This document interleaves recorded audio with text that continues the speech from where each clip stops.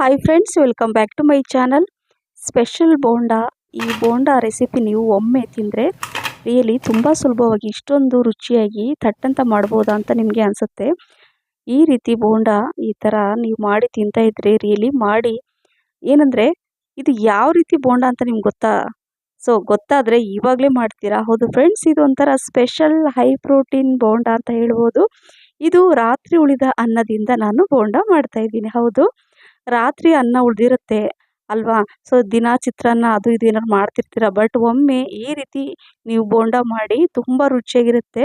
So ಇಲ್ಲಿ ನಾನು ಸ್ವಲ್ಪ ಈರುಳ್ಳಿ ಮತ್ತು ಶುಂಠಿ, ಆಮೇಲೆ ಸ್ವಲ್ಪ ಕೊತ್ತಂಬರಿ, ಹಸಿಮೆಣಸಿನ್ಕಾಯಿ ಕಟ್ ಮಾಡಿ ಇಟ್ಕೊಂಡಿದ್ದೀರಿ. ನೋಡಿ, ಇದು ಒಂದು ದೊಡ್ಡ ಕಪ್ಪಲ್ಲಿ 1 ಕಪ್ಪಷ್ಟು ರಾತ್ರಿ ಉಳಿದ ಅನ್ನ ಇದು.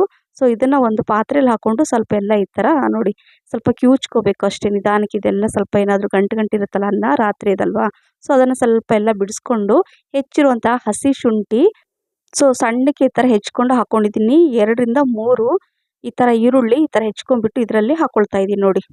ಸೊ ಈಗ ಹಸಿಮೆಣ್ಸಿನ್ಕಾಯಿ ಕೂಡ ಒಂದು 5ರಿಂದ 6 ಹಸಿಮೆಣ್ಸಿನ್ಕಾಯಿ ಈ ಥರ ಸಣ್ಣಕ್ಕೆ ಹೆಚ್ಚಿಬಿಟ್ಟು ಇದರಲ್ಲಿ ಹಾಕ್ಕೊಂಡಿದ್ದೀನಿ.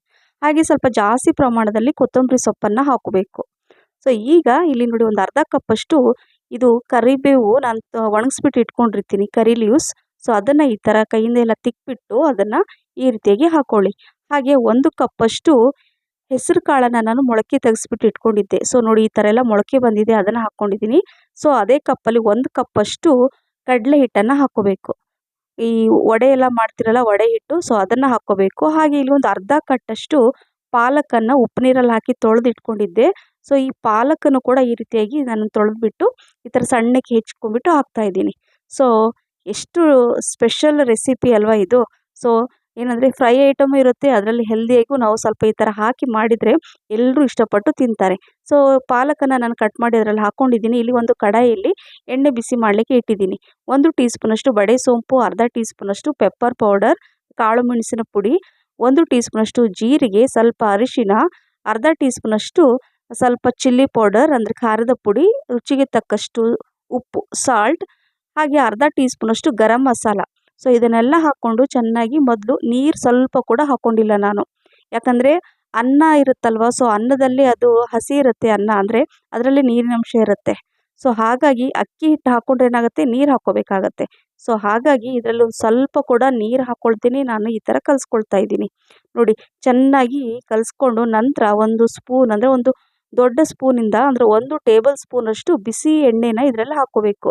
ಇದರಲ್ಲಿ ವಿತೌಟ್ ಕುಕ್ಕಿಂಗ್ ಸೋಡಾ ನಾನು ಈ ಬೋಂಡಾ ಮಾಡ್ತಾಯಿದ್ದೀನಿ. ಹಾಗಾಗಿ ಇದು ತುಂಬ ಚೆನ್ನಾಗಿರುತ್ತೆ, ಹೆಲ್ತಿಗೆ ಕೂಡ ತುಂಬ ಒಳ್ಳೆಯದು, ಆರೋಗ್ಯಕರವಾಗಿ ಇರುತ್ತೆ ಅಂತ ಕೂಡ ಹೇಳ್ಬೋದು. ಸೊ ಈಗ ಎಣ್ಣೆ ಎಲ್ಲ ಹಾಕ್ಕೊಂಡ್ಮೇಲೆ ಚೆನ್ನಾಗಿ ಕಲಸಿಕೊಂಡು ಒಂದು ಮೀಡಿಯಮ್ ಸೈಜಲ್ಲಿ ನಾನು ತೋರಿಸ್ತಾ ಇದ್ದೀನಿ ನೋಡಿ, ಇದೇ ರೀತಿಯಾಗಿ ಈ ಥರ ರೌಂಡಕ್ಕೆ ಬೋಂಡಾ ಶೇಪಲ್ಲಿ ತೊಗೊಂಡು ಈ ಥರ ಮಾಡ್ಕೋಬೇಕು, ನೋಡಿದ್ರಲ್ಲ. ಸೊ ಈ ರೀತಿಯಾಗಿ ಮಾಡಿಕೊಂಡು ಕಾದಿರೋ ಎಣ್ಣೆಯಲ್ಲಿ ಮೀಡಿಯಮ್ ಫ್ಲೇಮಲ್ಲಿ ಇಟ್ಕೊಂಬಿಡಿ. ಮೊದಲು ಎಣ್ಣೆ ಬಿಸಿ ಮಾಡಿಕೊಂಡು ನಂತರ ಮೀಡಿಯಮ್ ಫ್ಲೇಮಲ್ಲಿ ಇಟ್ಕೊಂಡು ಸೇಮ್ ಎಲ್ಲ ಒಂದೇ ಸೈಜಲ್ಲಿ ಬೋಂಡಾ ನಾನು ಈ ಥರ ಆ ಎಣ್ಣೆಯಲ್ಲಿ ಎಷ್ಟು ಬೇಕೋ ಅಷ್ಟು ಅದನ್ನು ಹಾಕ್ಕೋಬೇಕು ಈ ಥರ. ಸೊ ನೋಡಿ ಈ ಥರ ಹಾಕ್ಕೊಂಡು ನಿಧಾನಕ್ಕೆ ಒಂದು ಚಿಕ್ಕ ಸ್ಪೂನಿಂದ ಈ ಥರ ನಾನು ತೋರಿಸ್ತಾ ಇದ್ದೀನಲ್ಲ, ಈ ರೀತಿಯಾಗಿ ನಿಧಾನಕ್ಕೆ ಈ ಥರ ಮಿಕ್ಸ್ ಮಾಡಬೇಕು. ಹಾಕಿದ ತಕ್ಷಣವೇ ಸ್ಪೂನ್ ಹಾಕಿಬಿಟ್ಟು ಮಿಕ್ಸ್ ಮಾಡಬೇಡಿ. ಸೊ ಹಾಗಾಗಿ ನಂತರ ಈಗ ಒಂದು ದೊಡ್ಡ ಸ್ಪೂನಲ್ಲಿ ನಾನು ಈ ಥರ ನಾನು ಅದನ್ನು ಫ್ರೈ ಮಾಡ್ಕೊಳ್ತಾ ಇದ್ದೀನಿ. ಸೊ ಫ್ರೆಂಡ್ಸ್, ರಿಯಲಿ ಈ ರೀತಿ bonda left over rice bonda recipe ಇದು ರಿಯಲಿ ಇಷ್ಟೊಂದು ರುಚಿಯಾಗಿ ಬರುತ್ತಂದರೆ ನೀವು ನಂಬೋದೇ ಇಲ್ಲ. ತುಂಬ ರುಚಿಯಾಗಿರುತ್ತೆ, ಥಟ್ ಅಂತ ಮಾಡ್ಕೋಬೋದು, ಎಲ್ರಿಗೂ ಕೂಡ ಇಷ್ಟ ಆಗುತ್ತೆ. ನೋಡಿ ಎಷ್ಟು ಕ್ರಿಸ್ಪಿಯಾಗಿದೆ. ಸೊ ಈಗ ಉಳಿದಿರೋಂಥದ್ದನ್ನು ಸೇಮ್ ಅದೇ ರೀತಿಯಾಗಿ ನಾನು ಎಲ್ಲ ಬೋಂಡಾ ಮಾಡಿ ಇಟ್ಕೊಳ್ತಾ ಇದ್ದೀನಿ. ತುಂಬ ರುಚಿಯಾಗಿರುತ್ತೆ, ಗರಿ ಗರಿಯಾದ ರುಚಿಯಾದ ಆರೋಗ್ಯಕರವಾದ ಹೈ ಪ್ರೋಟೀನ್ ಬೋಂಡಾ. ಸೊ ಎಲ್ಲ ನಾನು ಈ ಥರ ಮಾಡಿ ಇಟ್ಕೊಳ್ತಾ ಇದ್ದೀನಿ ನೋಡಿ.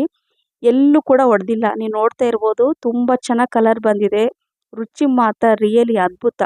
ಟೀ ಕಾಫಿ ಜೊತೆ 100% ಇದು ಪರ್ಫೆಕ್ಟ್. ಸ್ವಲ್ಪ ಹಸಿಮೆಣ್ಸಿನ್ಕಾಯಿ ಥರ ನಾನು ಬಿಸಿ ಎಣ್ಣೆಯಲ್ಲಿ ಫ್ರೈ ಮಾಡಿ ಅದರಲ್ಲಿ ಈ ಥರ ಹಾಕಿದ್ದೀನಿ. ತಿನ್ನುವಾಗ ನೀವು ಹಸಿಮೆಣ್ಸಿನ್ಕಾಯಿ ಮಧ್ಯೆ ಮಧ್ಯೆ ತಿಂತಾ ಇರಿ. ಹಾಗೆ ಈರುಳ್ಳಿ, ವಾವ್ ಸೂಪರ್ ಅಂತ ಹೇಳ್ಬೋದು. ಒಂದು ತೋರಿಸಿ ನೋಡಿ, ಎಲ್ಲ ಬೋಂಡ ನಾನು ಮಾಡಿ ಇಟ್ಕೊಂಡಿದ್ದೀನಲ್ವ. ಸೊ ಒಂದು ನಿಮಗೆ ಬಿಸಿ ಬಿಸಿ ಇರುವಾಗ ಈ ಥರ ನೋಡಿ ಎಷ್ಟು ಚೆನ್ನಾಗಿದೆ ಅಂದರೆ ರಿಯಲಿ ನಿಮಗೆ ತುಂಬಾ ಇಷ್ಟ ಆಗುತ್ತೆ ಅಂತ ನಾನು ಪದೇ ಪದೇ ಹೇಳ್ತಾ, ಈ ರೆಸಿಪಿ ನಿಮಗೆ ಇಷ್ಟ ಆಗಿದ್ದರೆ ಲೈಕ್, ಶೇರ್, ಕಮೆಂಟ್ಸ್ ಮತ್ತು ಸಬ್ಸ್ಕ್ರೈಬ್ ಮಾಡೋದನ್ನು ಮರಿಬೇಡಿ. ನಿಮ್ಮ ಫ್ರೆಂಡ್ಸ್ ಮತ್ತು ಫ್ಯಾಮಿಲಿ ಕೂಡ ಶೇರ್ ಮಾಡಿ. Thank you for watching. Bye.